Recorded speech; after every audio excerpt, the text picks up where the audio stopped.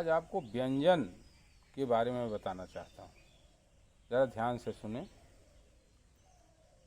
व्यंजन जिन वर्णों के उच्चारण में स्वर की सहायता लेनी पड़े, स्वर की सहायता से जिनका उच्चारण किया जाता है, जिनमें स्वर का प्रयोग आता है, उन्हें व्यंजन कहते हैं। व्यंजन से स्वर के निकल जाने के बाद स्वर व्यंजन आधा बचता है, और ये व्यंजन 4 प्रकार के होते हैं। एक तो स्पर्श व्यंजन। स्पर्श व्यंजन उन्हें कहते हैं जो घर्षण से, स्पर्श से हमारे मुंह से बाहर निकलते हैं, उन्हें स्पर्श व्यंजन कहते हैं। स्पर्श व्यंजन कवर्ग का, ख, ग, घ, अंगा, च, छ, ज, झ, इया, ट, ठ, ड, ढ, अड़ा, त, थ, द, ध, न, प, फ, ब, भ, म, इतने वर्ण जो हैं ये कवर्ग से लेकर के पवर्ग तक ये स्पर्श व्यंजन कहलाते हैं। जो घर्षण से, स्पर्श से, 2 जगह से स्पर्श से निकलते हैं, उन्हें स्पर्श व्यंजन कहते हैं। दूसरा है ऊष्म व्यंजन। ऊष्म व्यंजन, जो ऊष्म माने गर्म हो, जो ऐसा निकल जैसे सा, ख, सा, ह। सा माने तालव्य सा, ख माने मूर्धन्य सा, स माने अगला सा, दंती सा, और ह। ये ऊष्म व्यंजन हैं जो हमारे अंदर से निकलते हैं, ये गर्म मात्रा में होते हैं। तीसरा है अंतस्थ व्यंजन। अंतस्थ व्यंजन वह है जो हृदय के अंदर से निकले शब्द, जैसे य, र, ल, व। यह कहिए जैसे लगता है कि हमारे अंदर से निकल रहा है। र भी अंदर से निकल, ला अंदर से निकल, व। तीसरा है, चौथा है संयुक्त व्यंजन। संयुक्त व्यंजन जिसमें 2 व्यंजन आपस में मिले हुए हों, क और मूर्धन्य श मिल करके छत्रंगिया वाला छ बनता है। ता और र मिल करके त्र बनता है। ज और इया मिल करके ज्ञ बनता है। इस तरह से ये संयुक्त व्यंजन कहे जाते हैं, जिनमें 2 वर्णों के मिलने के बाद एक वर्ण का निर्माण होता है, लेकिन वह वर्ण व्यंजन है दोनों। इसके अलावा अनुस्वार होता है। अनुस्वार, जो वर्ण के ऊपर लगे हुए बिंदु को अनुस्वार कहते हैं। किसी वर्ण, किसी के ऊपर जब बिंदी लगी रहती है तो बिंदी को हम म पढ़ते हैं और वो अनुस्वार कहलाता है। विसर्ग, किसी वर्ण को जब हम पढ़ते हैं तो पढ़ने के अंत में 2 बिंदु लगे हुए होते हैं, जो अंतिम वर्ण में ह का उच्चारण करते हैं। वर्ण की अंतिम ध्वर में ह को प्रकट करने के लिए विसर्ग का प्रयोग होता है, उसे विसर्ग कहते हैं। जैसे रामः गच्छति, रामः, म के आगे 2 बिंदी है, वो विसर्ग है। इसके अलावा अनुनासिक वर्ण होते हैं। कवर्ग से पवर्ग तक के अंतिम वर्ण को अनुनासिक कहते हैं। जैसे काका गागा अंगा, अंगा अंतिम वर्ण है, अंगा को अनुनासिक वर्ण कहते हैं। चा, छा, जा, झा, इया, इया अंतिम वर्ण है, इसे अनुनासिक वर्ण कहते हैं। उसी तरह से प, फ, ब, भ, म अंतिम वर्ण है, इसलिए उसे अनुनासिक वर्ण कहते हैं। तासिक वर्ण है। इस तरह से टाठा, डाढ़ा, अड़ा, अड़ा अनुनासिक है। जैसे यम गणनम, यम गणनम, ये अनुनासिक वर्ण हैं, ये अनुनासिक कहे जाते हैं। कवर्ग से पवर्ग तक अंतिम वर्ण को अनुनासिक वर्ण कहते हैं। ये व्यंजन और अनुस्वार, विसर्ग और अनुनासिक हैं।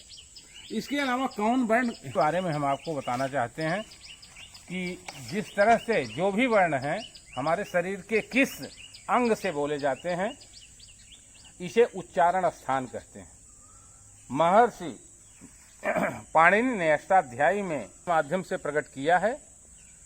उसमें पहला सूत्र है अकुह विसर्जनीय नाम कंठ। आ, का, ख, ग, घ, अंगा और विसर्ग ये कंठ से बोले जाते हैं। अर्थात आ, का, ख, ग, घ, अंगा और ह ये विसर्ग वो कंठ से बोले जाते हैं। ईचु यसा नाम तालु, ई, च, छ, ज, झ, इय और स ये ताल से बोले जाते हैं। ईचु यसा नाम तालु दूसरा सूत्र है अष्टाध्यायी का। ई चवर्ग माने चा छा जा झ इया और सा ये ताल से बोले जाते हैं और इस सा को तालव्य सा कहते हैं। तीसरा सूत्र है ऋटुर सा नाम मूर्धा री टवर्ग ट ठ ड ढ अड़ा ट ठ ड ढ अड़ा और सा माने उसे मूर्धन्य सा कहते हैं। ये मूर्धा से बोला जाता है। मूर्धा से बोले जाने के कारण इस सा को पेटफरुआ ख को सा कहते हैं, इस सा को मूर्धन्य सा भी कहते हैं। चौथा सूत्र है लृतुल सा नाम दंता लृ तवर्ग त थ द ध न और स ये दंत से बोले जाते हैं, दांत से, अर्थात इस सा को दंती सा भी कहते हैं। अर्थात लृ त थ द ध न और स ये दांत से बोले जाते हैं। छी उ प फ पवर्ग माने प फ ब भ म ये और ये कहाँ से बोले जाते हैं? ओष्ठ से बोले जाते हैं। पवर्ग जितना है उ स्वर का और प फ ब भ म ये ओष्ठ से बोले जाते हैं। छठा सूत्र है यमगणना नाम नासिका च हर सब वर्ण के, हर वर्ग के अंतिम वर्ण वो नासिका से बोले जाते हैं, जिसमें इया म ग अड़ा न म ये अंतिम वर्ण नासिका से बोले जाते हैं। सातवां सूत्र है ए ऐ कंठ तालु। ए और ऐ कंठ तालु, कंठ और ताल दोनों के मिलने से ए ऐ जो है का उच्चारण होता है। ओ औ कंठोष्ठौच, ओ और औ कंठ और ओष्ठ दोनों से बोले जाते हैं। ओ औ के लिए कंठ, गला और ओठ दोनों का प्रयोग करना पड़ता है। वकार व जो होता है वह दंतोष्ठौ, तो वह जो है वो दांत और ओठ से बोला जाता है। ये उच्चारण स्थान यहाँ कौन अक्षर कहाँ से बोला जाता है। इसके अलावा हमने पिछले दिन बताया था कि माहेश्वर सूत्र को कंठस्थ कर लो। माहेश्वर सूत्र को कंठस्थ करने के बाद प्रत्याहार का निर्माण किया जाता है, क्योंकि परीक्षा में 2 नंबर का आता है। प्रत्याहार 2 नंबर का आता है, जिसमें आएगा कि ये अच जैसे प्रत्याहार है उसमें कौन कौन से वर्ण आपको मिलेंगे, उसी के बारे में जाना जाता है। जैसे उदाहरण के लिए अच जब कहते हैं तो अयुण ऋलिक एवं एऔच, अयुण के अ से लेकर के अयौच के च तक, अयुण ऋलिक एवं एऔच अंतिम वर्ण की गणना प्रत्याहार में नहीं की जाती। तो आ ई उ री लृ ए औ ये इतने वर्ण कहाँ आते हैं? ये अच स्वर में आते हैं। ये अच को स्वर भी कहते हैं। और हल हैवरट के ह से लेकर के हैवड़त लण यमगणनम झभई घटधस जब गढ़दस खप छठत चटतौ कपय सक्सर हल, ये अंतिम वर्ण हल के ल तक हल कहते हैं। हल को व्यंजन भी कहते हैं, क्योंकि हैवरट के ह से लेकर के हल के ल तक व्यंजन है। पूरे 33 व्यंजन हैं, तो 33 व्यंजन के लिए हल को व्यंजन भी कहते हैं और अच को स्वर कहते हैं। लेकिन ये अच और हल दोनों प्रत्याहार माने जाते हैं। जैसे उदाहरण के लिए प्रत्याहार बहुत से बनाए जा सकते हैं, शुरू से लेकर के अंत तक प्रत्याहार का निर्माण किया जा सकता है।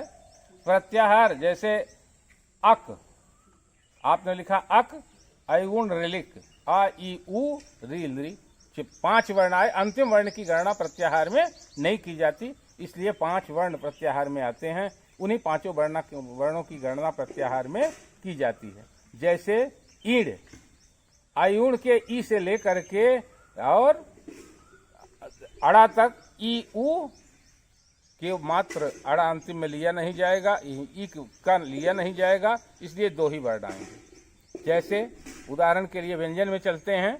जैसे जस, जस में जब गढ़दस, ज से लेकर के सा तक ज ब ग ड द, केवल इतने 5 वर्ण आएंगे। इसी तरह से जैसे हम कहते हैं झल, झल पूरे प्रत्याहारों में सबसे बड़ा प्रत्याहार है झल। झभई के झ से लेकर के हल के ल तक झभई, झ भ घ ढ ध ख फ छ ठ थ क प स ख स ह, इतने वर्ण इसमें आते हैं। झल प्रत्याहार पूरे प्रत्याहारों में सबसे बड़ा प्रत्याहार है। इसी तरह से प्रत्याहारों का निर्माण करना भी आपको सीखना होगा। प्रत्याहार 2 नंबर का परीक्षा में आता है, जिसे पढ़ने के लिए का प्रयास करें। आज हम इतना पढ़ाएंगे। कल आपको हम संस्कृत गद्य भारती का दूसरा पाठ पढ़ाएंगे। आप आज इतना पढ़ने का प्रयास करें।